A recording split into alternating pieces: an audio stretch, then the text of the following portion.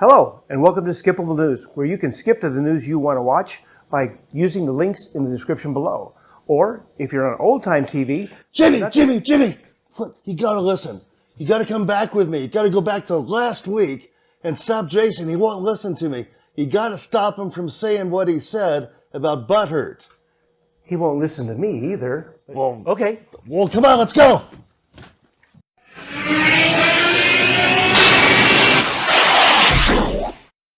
And now for the real serious news, butthurt comment of the week. Stop right there. Don't say another word. Promise me, if you say another word, your career's over. FCC out. KSRW out.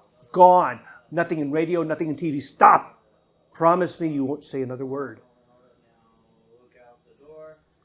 I promise, Jimmy. I promise. I gotta go back to the future. Nice tie.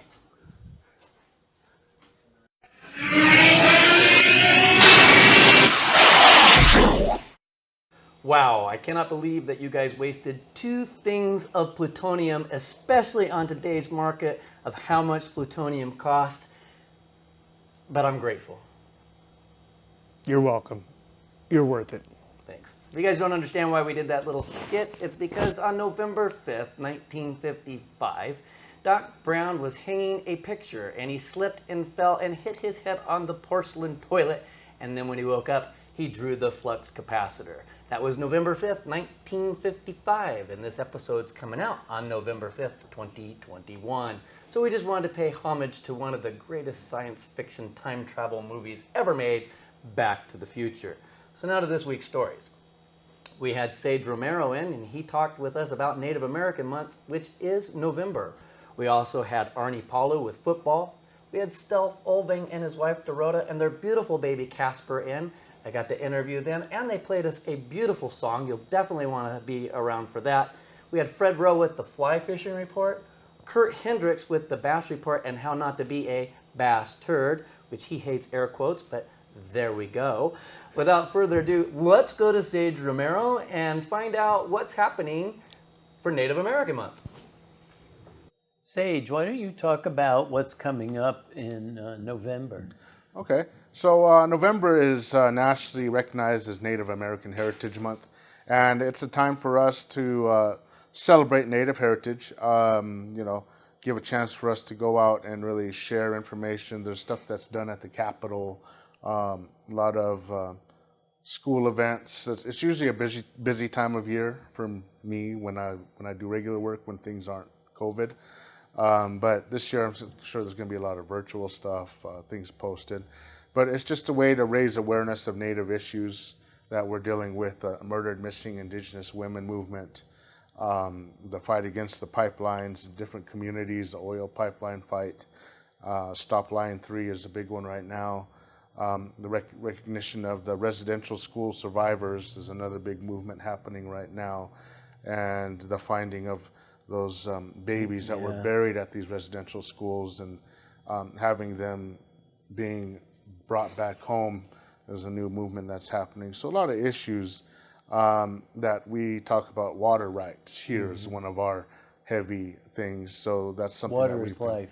Water is life is that Mini-Wachone, as they say. And it's a time for us to just really get out there and do stuff. But to us, it's year round for us. Right. But it's, what would you say, state recognized, federally recognized that it is Native Heritage Month. So if you know of any Native people, maybe ask them about it, or you could follow our page. We'd have a lot of information that we put up as well. So that's a possibility. Now, what's the page? We have a Facebook page. I'm hoping to get an actual website eventually. But you could find us at Akamaya Cultural Dance Group. That's on Facebook. And again, the YouTube channel, Digital NDN. That's the 3 words, NDN. And I'm on TikTok too. Sage Smoke Studios for the younger ones. But that's just my pure animation. That's all I'm putting on there is just animation. Instagram is also Digital Indian, and that's where you'll find a lot of my dancing and stuff that's like relevant to what's going on with a lot of movements and stuff. So, got it covered. Yeah. I don't really do like all the selfies and all that kind of stuff. It's mostly information sharing for me when I do Instagram and all of that. So yeah. All right. Yeah. Terrific. Okay. Well, thank you. All right. Thank you very much, Sage. We really appreciate you bringing us up to speed on Native American Month. We have a lot more from Sage. He was in here for about 20 minutes, and so that interview that we did will be spread across in the future weeks, so keep tuning back in. I mean, I remember when we started doing this, we're like, 30 minutes, how are we going to fill 30 minutes? And now it's like, oh my goodness, we've got more content than you could ever imagine. We've got stories with Randy and Justin Norcross and just a slew of people that we don't even have the time slot to get out there. So just keep tuning back in. We got a lot of great future content coming to you. Sage Romero being one of them. Jimmy. Arnie Palu came in the studio and he talked about the Bourne game and how we won the High Desert League championship, and now we're going to the finals. And this week we play Tehachapi. It'll be a tough game. We ask you to try to fill the stadium. So let's go to Arnie Palu. This week was a challenging week, to say the least. We had a great week of preparation for the Boron game. And then we got to Friday, and of course, we got word of the tragedy. We didn't know if we could play or should play or what we should do. And so we, as a staff, we talked to the kids, and the kids wanted to play. And of course, everybody, it's a small town, and everybody was affected by what happened with the tragedy. And so the consensus is that we were gonna play, and we were gonna be together. And there's no playbook for that. But the Broncos did what the Broncos do. They played great football. And football was secondary. Just as a staff and as a human being, just wanted our kids to have a moment, and they did. It was a league championship game, but that didn't matter. They battled through it.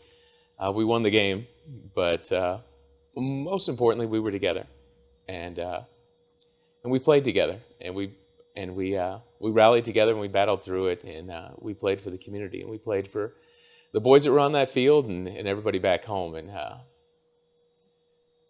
so many connections to our team, to our staff, and it was a win, but it didn't really matter. It mattered, but it paled in comparison to what our community is going through.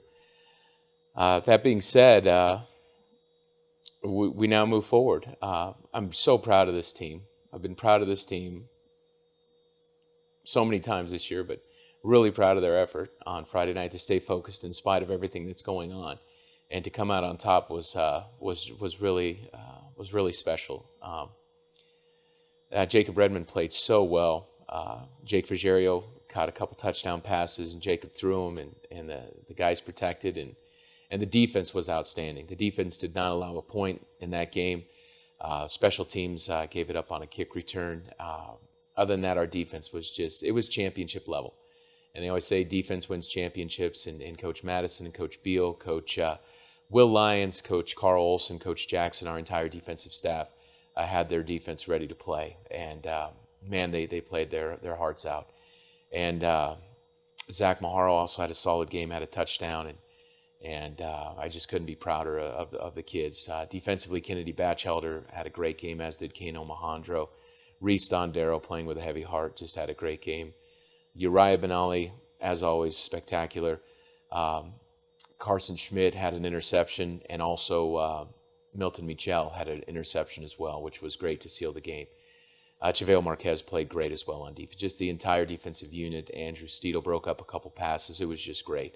Offensively, we did enough against a really good team to get the win. So, again, just proud of the kids' effort, proud of how they carried it forward in spite of just heavy hearts and playing through everything that they were dealing with. I was proud of the kids and how they hung in there. So onward and upward, and now we find out where we're going to be in the CIF bracket.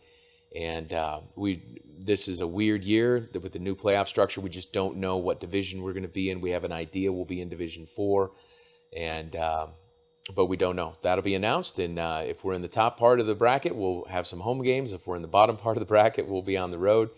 And just like everything, you know, we think we're coaching these kids, but you know, you learn more from them. They'll lead us, and like they did Friday night. And we'll go on the road. If we have to go on the road, we'll go on the road. We'll play at home if we get to play at home, and we'll just strap on those helmets and play Bronco football and play to the best of our ability, and hope to make this community proud. All right. Let's go to that interview With that Casper. I had with Casper. Casper and friends. Casper and friends. Yeah, let's do that. Hi, Jason Brown here with Skippable News. I have got Stelth Ulvang, and I've got Dorota, his wife, and their beautiful little baby, Casper, in the studio today. We're here to talk about a few things. First is, how'd you come to Bishop? What brought you here? Dorota applied for a job years and years and years ago for LADWP when we were living in Santa Cruz, and gave up on the prospect of them ever calling her back about it.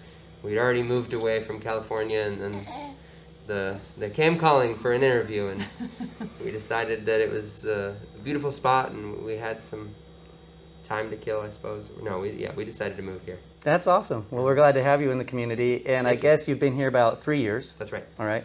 And you're in the market for buying a house. So anybody who's got a house for sale at a reasonable We're ready. price, Let us know. let them know, because they like it here, and we'd love to keep them in our community. Some other things, just shortly after you came, you were actually one of the first performers on our stage over at the Tri-County Fairgrounds. I appreciate that. That was an awesome concert. Of course, thank you. It was was so great fun. having you guys there. Loved it. Hope to get that going again. This year was just really tough with performers, COVID and everything going on, and kind of all of us getting back into life. We got into life just really fast. Sure. And so next year, hopefully we'll be able to do it again and have you guys back out there for that. Hey, now Casper's got his voice. You want to say anything, Casper? Casper is just a cutie, and all of you know I've 4 got months old. Yeah, he's the same size as my grandson, who is almost 8 months old. So Casper's doing really well here. You got a new album coming out. Yeah, so Lumineers are releasing a record maybe around February. Okay. Hopefully January. January, February, yeah. Yeah, I And saw then- January, but I'm not married to him. I'm not going to correct him. Right.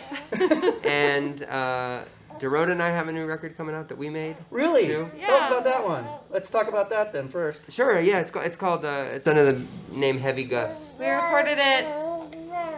Oh, let him Yeah. keep going. I love it. That's a good point, Casper. We recorded it during the pandemic, and it'll be released hopefully sometime in the spring. In the spring? Yeah. Okay. Do you have any preview songs out there Yeah, people the- could tune into, or we could put a link in the description? Yeah, it's under Yeah. on Spotify. It's under Heavy Gus. Heavy Gus. There's one song that's out right now, and then in anticipation of the full record. But you can find it on Spotify and all the other streaming services. Now, what's the genre? Is it in the same form like folk, or? It's grungy kind of grungy Americana, maybe you could say grunge. Oh, I'm rock. excited. It's rock and roll. I'm excited. So it'll be coming out. Is it going to be like CD? How do you guys Only sell your vinyl. music? No, vinyl and we'll have it out on. You're going to do vinyl? I think we're gonna do vinyl, but we're gonna. Okay, I'm a huge vinyl collector. Excellent. I mean, Perfect. one of these days I'll have you over and I'll show you, but my vinyl collection stretches easily across this entire desk. Love and that. Then up the walls. I and- love that. Vinyl is my passion. Awesome. Yeah, but then digital is so easy. Here we are. Yeah, but a lot of times it's compressed and Yeah. doesn't sound as good, and Right. you don't get that rich. And if we're gonna go down the vinyl path, which I see Jimmy rubbing his head like, I can't believe we're doing this, but get a proper turntable. Don't get those cheap $70 ones. You'll don't get a ruin that. Crosley. You'll ruin that beautiful record that you bought. So what's the band's name? Do you guys call you? Is it Oh just yeah, Heavy Stelth Gus. and That's the Heavy Gus. That that'll is be your the- band. Yeah, that's the band. Okay, cool. Album will be called Notions, and that will be released next summer. Hopefully, we don't have a date for it yet. Okay. Getting a little off topic of music, but you're a biologist. Yeah. You want to tell us about that? Sure, yeah. I worked at doing marine biology for years. No, keep What about going. you, I love it. Casper? Those are happy noises. I worked doing ocean science for a long time in Antarctica and Mexico and a bunch of places, and then switched to freshwater, and that's what brought us here, looking at algae in the water and things like that. Yeah. So, how did you become a Lumineer? I was living in Colorado, where I'm from, and two of the dudes, Wes and Jeremiah, moved to Denver, kind of to branch out of New York City. We're having a hard time kind of breaking through the music scene there, and so I'd met them right when they came to town. Answered a MySpace ad, actually, that they a MySpace message that they'd written me, because I was playing music in my own band then, and they were just trying to break into the scene. So MySpace, that was that young, hip, cool messaging yeah, you might have place to where you attach a Wikipedia article so about people can learn MySpace what it was. is. Because who knows? You're not that old to be a MySpace pager, but I guess possibly. Oh, we are. Yeah. For sure. So the Lumineers have an album coming out in January, and you're going to be going on tour, you said on the radio show, in March. In February and March, we're going to be going to Europe. Yeah? They've got their regulations in place, and we're going to be trying to play the shows there before we kind of make it back to America and see how we figured out our own stuff. How long are you, so when you go out on tour, because I know you're a family, and you were telling me that when you guys go to do your rehearsals, you'll be there with them for a period of the time, but how long are you actually gone on the road when you go to Europe? Do you get to come back, or we'll you just be do the for whole tour? About 2 months, or maybe 6 weeks or so, 7 weeks. Wow, and so then you go over and obviously would visit, or? I come for some of it. This is going to be our first time doing tour with a baby, so Yeah. we'll see how often we go. But usually they'll do a full album cycle, and it'll be most like 2 years touring. Wow. It'll be like 2 years. 2 months on, and then a week off, and then 6 3 weeks weeks on, yeah. Thank God for FaceTime, right? That's Yeah, true. something like that, to be able to stay connected. Wow. So then second, if anybody's a nanny. I've already told you Mavi would enjoy having Casper over. It's going to be. Sure. We're going to play a Heavy Gus song then. Okay, so I tell you what, you guys need more space? No, we're I good. can step over, or, okay. Okay, we're going to hear some Heavy Gus, which is going to be coming out in the spring right now from Stelth and Dorota and Casper. Wait, before we go, I just was curious, because I took a picture of you guys, and Casper was in there when you guys played. Is that his first on-air concert? It is. Yeah. Good job, buddy. You job, did Glenn. excellent. And so here we are. We get to be on. Oh, it was her, honest. Let's hear before Casper loses it.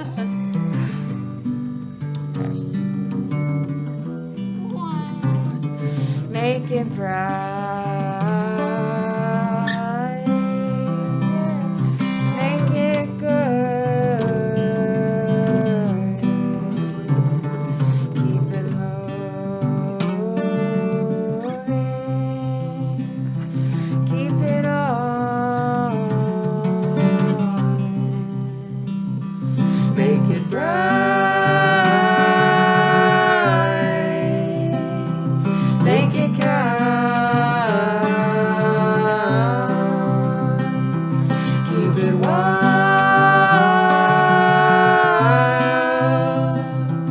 Keep it hard.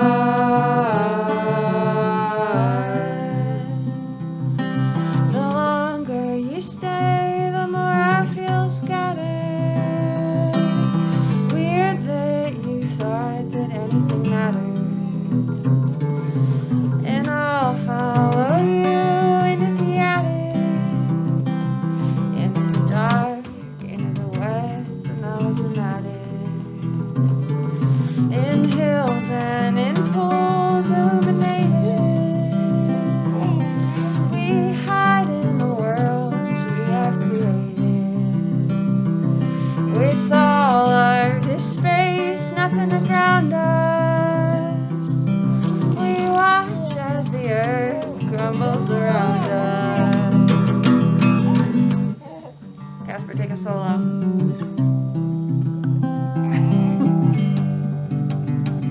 He wants to eat the mic.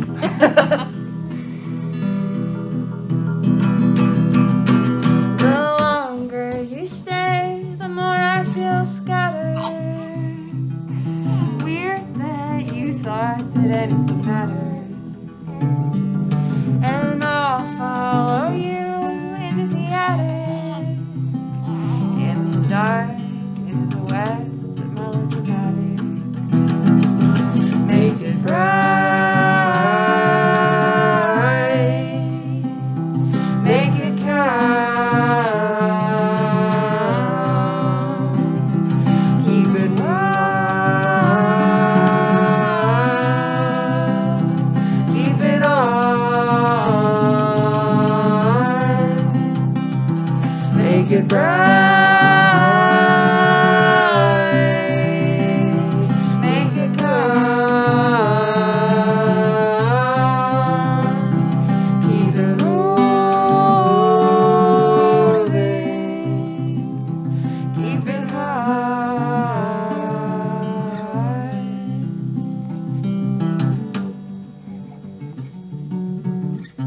rock and roll grunge as we can get it with one guitar and a baby. It's awesome.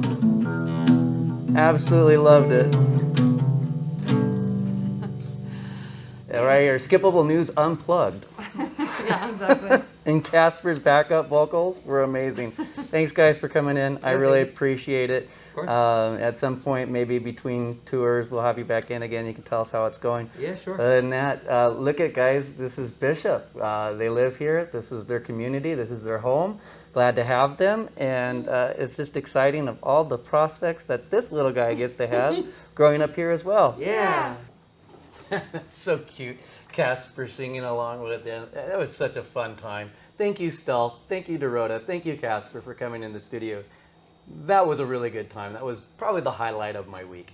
Hey, fishing time. Let's go to Fred Rowe with the fly fishing report. Hello, I'm Fred Rowe from Sarah Bright Dot Fly Fishing Guide Service. I've been teaching, guiding, writing, and lecturing on fly fishing since 1982. Let's get to this week's fly fishing report.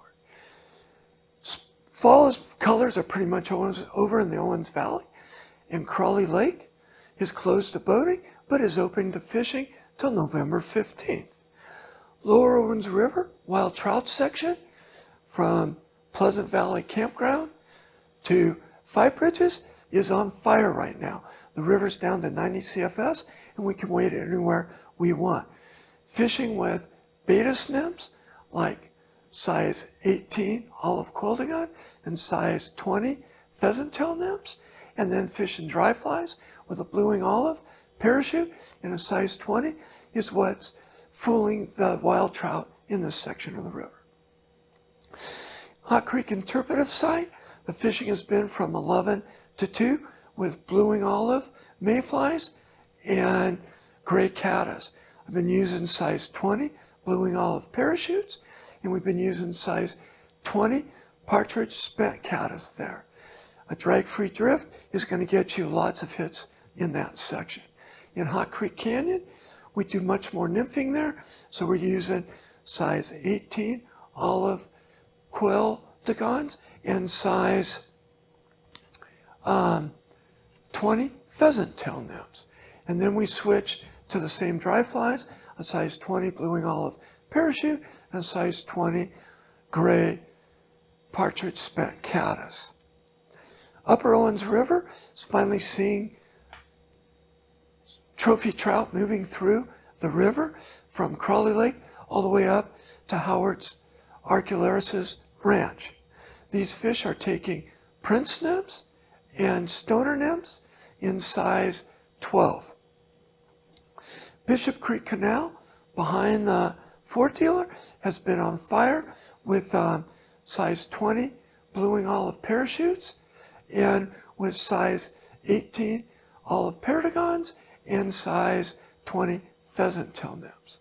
And this has been this week's Fly Fishing Report, brought to you by Sarah Bright Dot Fly Fishing Guide Service, and we can be found on Instagram and on Facebook. Awesome. It looks like Jimmy there was casting out his line as we were going into the fly fishing report. I wonder what he's going to do now when we go to the Kurt Hendricks bass report, followed by how not to be a bass turd on the water. How's it going, Eastern Sierra? My name is Kurt Hendricks, Instagram InyoKurt, and I'm here to talk about bass fishing, particularly in the Eastern Sierra. So, we are getting to a really good point in the weather transition here. The swim bait bite is about to pick up. That is when you catch your big fish, in my opinion. I can't speak for everyone, but when I'm fishing a swim bait, a trout swim bait in particular, whether it be brown or rainbow, I catch bigger bass. They don't bite the swim bait all the time. Some people will argue with me about this. Maybe I fish it wrong. But what I've noticed is right now is when the prime time is to fish a swim bait. You know, like I said, rainbow trout presentation, brown trout presentation, even though there is no little shad, I mean, there are some similar fish in the Eastern Sierra, but when you're talking like your shiners, what you'll find in the South or in other states, those aren't as much out here. Even a little shiner imitation swim bait will still work But I'd like to go with the 5 to 6 inch trout imitation swim bait because that is what, there are a ton of trout out here. Rivers, ponds, they have them all. That is probably my favorite time to fish other than the jig bite. So I'm a swim baits and jigs, two of the most fun ways to fish. Right now the jig bite is also on. What I've been rigging up lately is a black and orange colored jig with a smaller crawfish trailer on it. That's done a lot for me lately, working it slow and dragging it across the bottom. I've also Texas rigged a soft plastic craw and a Senko style worm, and those have done well for me too. Right now the bite's on. The day is warm, it's not getting much past 70, 75, and it's chilly at night. These are ideal conditions for bass fishing. Get out there, have fun, hit your local hole, and thanks for tuning in. Welcome back to Bass Turd and How Not to Be One. This is my favorite segment we do, and I'm more than happy to talk about it. So one of the most important things, I've already touched on this and I'm going to touch on it again, is to pack out what you pack in. Now I'm talking about trash. Countless times around my favorite places to fish, there's tons of trash, tons of fishing line, lures, you see power bait everywhere, all the stuff you don't want to see. You know, the motto I like to live by anywhere I go, whether I'm out fishing, visiting someone's house, camping, whatever, is leave it nicer than you found it. That's something you should really integrate if you want to be an outdoorsman or just in your life in general. And it'll really help you not be a bass turd, if you know what I mean. But there's a couple other topics I want to touch on, kind of a refresher. They're all really important topics. Crowding someone's spot. That is something that really gets on my nerves. You're fishing a spot for an hour, someone pulls in all quick, kicks some dust up at you, hops out of their car, casts over your line. To someone who's not educated, that doesn't seem like something that's too out there, but it's really obnoxious and offensive, and it's something, it's just basic etiquette in fishing. Now some other spots, people may come from down south, pier fishing, crowded spots, you know, it's okay to fish next to someone because, you know, there's already a ton of people there. But out here, there's so many spots. So if you're watching this, take that in, and remember, pack out what you pack in. Thank you so much. Alexa, weather, next 7 days, Bishop, California. In Bishop for the next 7 days, Wednesday, 75 degrees Fahrenheit and mostly sunny weather. Thursday, 77 degrees and partly sunny weather. Friday, 74 degrees and lots of sun. Saturday, 72 degrees and mostly sunny weather. Sunday, 71 degrees and lots of sun. Monday, 69 degrees and partly sunny weather. Tuesday, 65 degrees and snowy, rainy weather. Rain? Snow? What? She said snowy. Snowy, rainy weather. Snowy, rainy weather. Wow. What a forecast we've got coming up here. Get behind the Bishop Broncos this weekend, tonight on Friday for the game. And we will see you next week here on Skippable News.